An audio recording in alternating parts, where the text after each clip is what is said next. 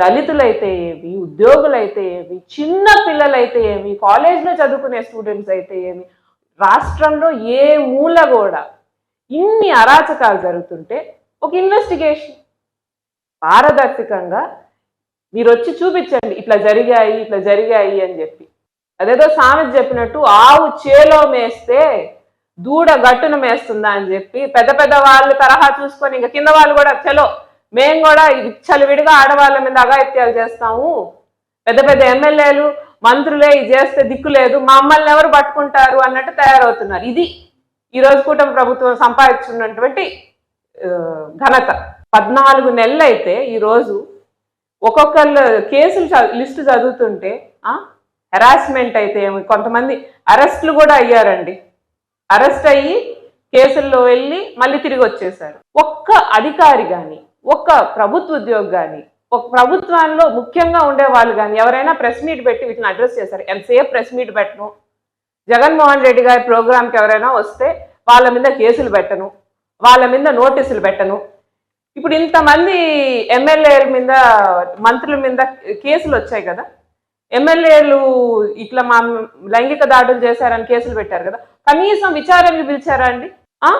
ఇది ఇప్పుడు ఎంత బర్నింగ్ టాపిక్ ఆడవాళ్ళ భద్రత అనేది. ఎవడైనా కానీ పట్టించుకుంటున్నాడా?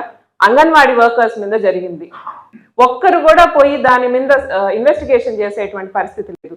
స్టూడెంట్స్, ఆడపిల్లలు స్కూల్స్లో, కాలేజెస్లో ఎక్కడ వాళ్ళకి అవకాశం దొరికితే అక్కడ గ్యాంగ్ రేప్లు, ఒకటా రెండా ఇన్సిడెంట్లు చదువుకుంటా పోతే ఈ 14 నెలల్లో ఇన్ని ఇన్సిడెంట్లు జరిగాయి అని అంటే ఒక స్త్రీ బయటికి రావాలంటే ఇంతకంటే భయపడాల్సినటువంటి అవసరం లేదు. ఈ ప్రభుత్వం స్త్రీలని పట్టించుకోవట్లేదు, వాళ్ళ మీద జరిగేటువంటి దాడులు పట్టించుకోవట్లేదు, వాళ్ళ మీద ఎటువంటి చర్యలు తీసుకోవట్లేదు. ఈ పనులు చేసేటువంటి ఎవరి మీద కూడా చర్యలు తీసుకోవట్లేదు. కాబట్టి మహిళలకి ఒక అవగాహన వచ్చేసింది, ఈ కూటమి ప్రభుత్వంలో మనకి న్యాయం జరగదు అని చెప్పి.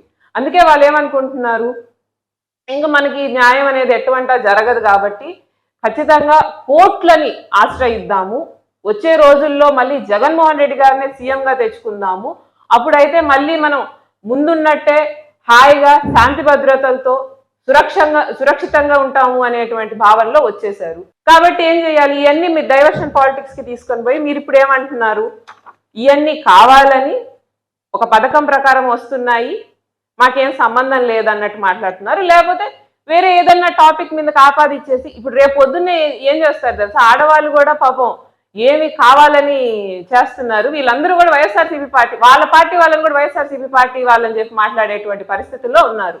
కాబట్టి మీరు ఇవన్నీ చేసినా కానీ, ఎంత చెప్పినా కానీ ఇటువంటి పాలన ప్రజలు హర్షించరని ముందు చెప్పాను, ఇప్పుడు చెప్తున్నాను. ఎప్పుడు కానీ మీరు ఆడవాళ్ళ పట్ల ఇటువంటి అసహ్యమైనటువంటి చర్యలు చేసేటువంటి ప్రతి ఒక్కరిని శిక్షించాలి.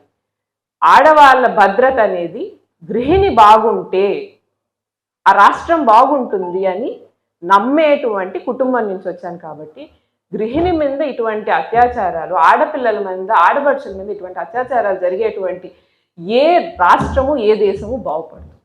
కాబట్టి మన రాష్ట్రం ముందుకెళ్ళాలంటే ఆడవాళ్ళని మనం ముందుకు తీసుకెళ్ళగలగాలి. వాళ్ళకి కనీసం పని చేసుకునేందుకైనా మనం ఒక సురక్షితమైనటువంటి స్థానం కల్పించగలగాలి. మీరు అది కూడా చేయలేకపోతే, మీరు వాళ్ళకి ఏ రకమైనటువంటి స్కీమ్లు ఇవ్వలేదు, ఇవన్నీ చేయలేదు, మొట్టమొదటిగా చేయాల్సినటువంటి పనే మీరు చెయ్యట్లేదు సరికదా వాళ్ళ శాంతి భద్రతకు మీరే భంగం కలిగిస్తున్నారు. కాబట్టి ఈ చర్యలు, ఈ తప్పులు చేసినటువంటి ప్రతి ఒక్కడు, ఎమ్మెల్యే కానివ్వండి, కార్యకర్త కానివ్వండి, టీడీపీ లీడర్ యాక్టివ్గా పనిచేసే వాళ్ళు కానివ్వండి, ప్రతి ఒక్కరికి శిక్ష పడాలి. శిక్షను తప్పించుకోవచ్చు, మేము టీడీపీలో ఉన్నామనేటువంటి మాట మాత్రం జనాలు మర్చిపోవాలి. దానికి మేము ఎంత దూరమైనా వెళ్ళి పోరాడడానికి సిద్ధం. మేము మీకు ఎదురుగా వచ్చి ఉద్యమిస్తాం.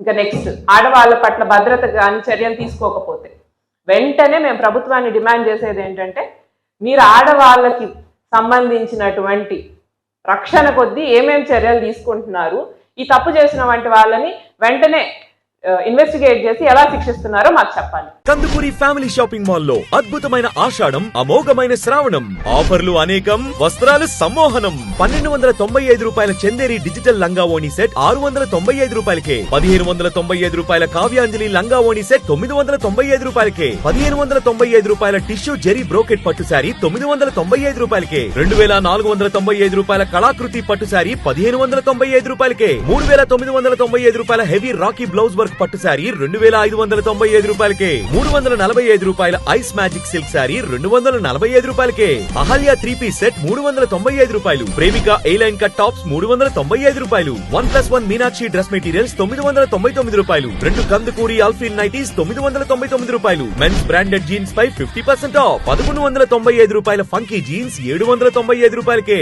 1+1 కాటన్ ప్యాంట్స్ 999 రూపాయలు, 1+2 పీక్స్ క్యాజువల్ షర్ట్స్ 999 రూపాయలు, రేమండ్ జోడీ ప్యాక్ 595 రూపాయలు, ప్యూర్ కాటన్ బెడ్ షీట్స్ 149 రూపాయలు, కిడ్స్ వేర్ పై flat 50% off. Kandukuri family shopping mall, RTC దగ్గర, నెల్లూరు.